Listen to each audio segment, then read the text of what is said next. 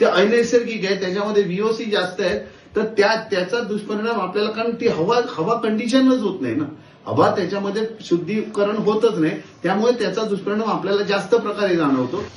धूप अगरबत्ती आरोग्यासाठी खरंच एवढी धोकादायक आहे का, हे पडताळून पाहण्यासाठी आम्ही धूप आणि अगरबत्ती जाळल्यानंतर त्यातून कोणते विषारी घटक बाहेर पडतात याची माहिती घेतली. त्यात जी माहिती हाती आली ती धक्कादायक होती. धुपाच्या धुरामध्ये कार्बन डायऑक्साईड, नायट्रोजन ऑक्साईड आणि फॉर्मल्डिहाइड असे विषारी घटक असतात. धूप अगरबत्तीच्या धुरामुळे हे घटक माणसाला भयानक आजार देऊन जातात. या आजारांची यादी वाचली तर तुम्ही घरात धूप पेटवताना 100 वेळा विचार कराल, कारण धुपाचा गंध जेवढा मनमोहक असतो, जेवढ्या भक्तिमय वातावरणाची अनुभूती देतो, तेवढाच तो आरोग्यासाठी भयानक असतो. धुपामुळे कॅन्सर, दमा, खोकला, फुफ्फुस कमकुवत होणं, अलर्जी, डोकेदुखी, डोळ्यांचे विकार, एकाग्रता ढळणे, डिमेन्शिया, अल्झायमर असे आजार होण्याची शक्यता असल्याचं वैद्यकीय तज्ञ सांगतात.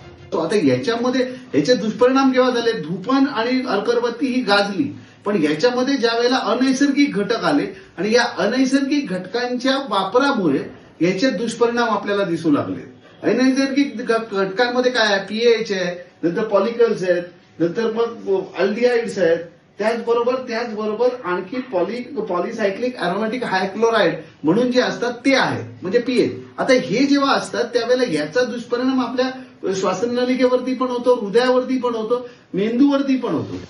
धूप आणि अगरबत्ती जाळणं हा भाग माणसाच्या श्रद्धेशी जोडला गेलाय. धुपाच्या धुरामुळे आजार होतात, त्यामुळे धूप लावूच नका असं आम्ही सांगत नाही. धूप लावताना काही काळजी घेतली तर धूप किंवा अगरबत्ती बाधणार नाही. धूप अगरबत्ती मोकळ्या जागेत लावावी. बंद खोली धुपाचा धूर करू नये. धूप अगरबत्ती लावल्यास खिडक्या दारं उघड्या ठेवाव्यात. लहान मुलांना धुपाचा धूर झालेल्या ठिकाणी ठेवू नये. दमा, अस्थमा असलेल्या रुग्णांनी धुपाचा धूर टाळावा.